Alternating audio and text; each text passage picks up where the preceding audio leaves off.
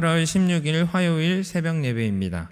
본문은 레위기 25장 39절부터 55절까지의 말씀입니다. 제목은 회복을 위한 방법 두 번째, 함께. 오늘은 회복을 위한 두 번째 방법에 대해서 함께 나눠보도록 하겠습니다. 오늘 본문도 희년에 대한 구체적인 조항 중 하나입니다.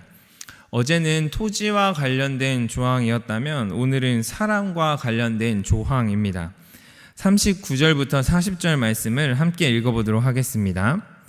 너와 함께 있는 내 형제가 가난하게 되어 내게 몸이 팔리거든 너는 그를 종으로 부리지 말고 품꾼이나 동거인과 같이 함께 있게 하여 희년까지 너를 섬기게 하라. 하나님께서는 형제 중 누군가가 가난하게 되어 그 빚을 갚기 위해 스스로 종이 되겠다라고 하면 그를 종으로 부리지 말고 그들을 품꾼이나 동거인 같이 하여 희년까지만 섬기게 하고 자유하게 하셨습니다. 하나님께서는 희년을 통해서 그들에게 새로운 출발, 즉 회복을 허락하셨던 것입니다.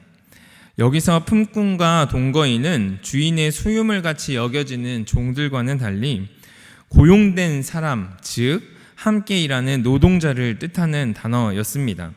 그래서 이스라엘 백성들은 채무를 갚기 위해 일하는 사람을 계약관계에 의해 노동하는 사람으로 여기며 존중이 대해야 했습니다.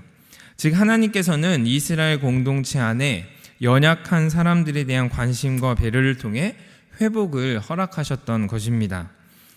이러한 조항을 얘기하시며 이스라엘 백성들이 서로를 종으로 여기지 말아야 하는 이유에 대해서 말씀해 주십니다. 42절과 55절을 함께 읽어보도록 하겠습니다. 42절입니다. 그들은 내가 애굽 땅에서 인도하여 낸 내 종들이니 종으로 팔지 말 것이라. 55절입니다. 이스라엘 자손은 나의 종들이 됨이라. 그들은 내가 애굽 땅에서 인도하여 낸 내 종이요 나는 너희의 하나님 여호와이니라. 아멘. 애굽 땅에서 종되었던 이스라엘 백성들을 그곳에서 인도, 즉 건져내 주신 분이 바로 여호와 하나님이셨습니다. 그렇게 이스라엘 백성들은 오직 여호와 하나님을 주인으로 섬기며 그분의 종으로만 살아가야 했습니다. 그런데 만약 형제가 가난하게 되면 그를 도와야 했고 함께 세워져 가야 했습니다. 희년의 다시금 각자의 기업으로 보내는 것이 그중 하나의 방법이었습니다. 이것이 하나님께서 계획해 놓으신 회복으로 나아가는 방법이었던 것이었습니다. 그래서 어제의 본문이었던 35절과 36절에서도 하나님께서는 이렇게 말씀하셨습니다. 35절과 36절입니다. 내 형제가 가난하게 되어 빈손으로 내 곁에 있거든 너는 그를 도와 거류민이나 동거인처럼 너와 함께 생활하게 하되 너는 그에게 이자를 받지 말고 내 하나님을 경외하여 내 형제로 너와 함께 생활하게 할 것인즉. 빈손으로 있는 사람들을 버려두거나 부리지 말고 함께 생활하며 또한 이자를 받지 말라고 말씀하셨습니다.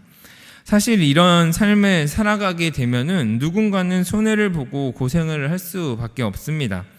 그러나 그들에게 필요했던 것은 이해 타산이 아닌 여호와 하나님을 경외하는 마음이었습니다. 그래서 36절에 보면은 하나님께서는 이자를 받지 말라라는 그 말씀을 하시고 내 하나님을 경외하여 내 형제로 너와 함께 생활하라고 말씀하신 것입니다.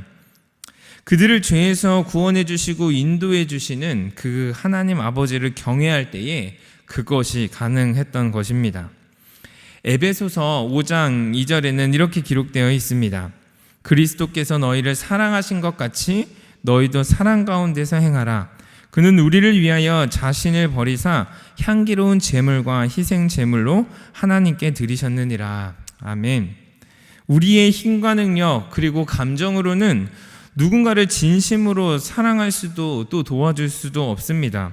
그러나 그리스도께서 목숨을 바쳐 우리를 사랑하신 그 사랑을 알고 기억하게 되면 우리도 사랑 가운데서 행할 수 있게 되는 것입니다. 이것이 바로 하나님의 원리입니다. 하나님께서 우리를 구원해 주셨기에 우리도 어려움을 겪고 있는 형제 자매들의 삶을 도와줄 수 있는 것입니다.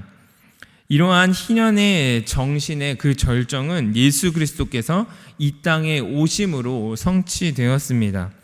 예수님께서는 가난한 자들에게 아름다운 소식을 전하셨고, 마음이 상한 자를 고치시고, 포로된 자에게 자유를, 갇힌 자에게 노임을 선포하셨습니다. 예수님께서는 참된 회복을 허락하시고 그 회복을 직접 이루셨습니다. 이로 인해서 죄로 인해 죽을 수밖에 없는 우리에게도 새로운 길이 열리게 된 것이고 회복을 경험할 수 있게 된 것입니다. 말씀을 정리하도록 하겠습니다. 회복을 위한 두 번째 방법은 혼자가 아닌 함께 세워져 가는 것입니다. 우리 모두가 하나님의 은혜와 사랑으로 구원받은 자들임을 기억하며 하나님을 경외함으로 주변에 있는 사람들을 섬기고 존중하며 함께 세워져 갈 때에 하나님께서는 우리 모두에게 회복을 허락하여 주실 것입니다. 오늘은 기도하시면서 주변 사람들 중에 도움이 필요한 사람이 없는지, 또 그들을 어떻게 도와줄 수 있는지를 구하시기 바랍니다. 하나님께서 함께 세워져 가는 그 과정들을 통해 우리에게 반드시 회복을 허락하여 주실 것입니다. 그런 회복의 삶을 살아가는 금광의 성도님들이 되시길 주님의 이름으로 축원합니다. 기도하겠습니다.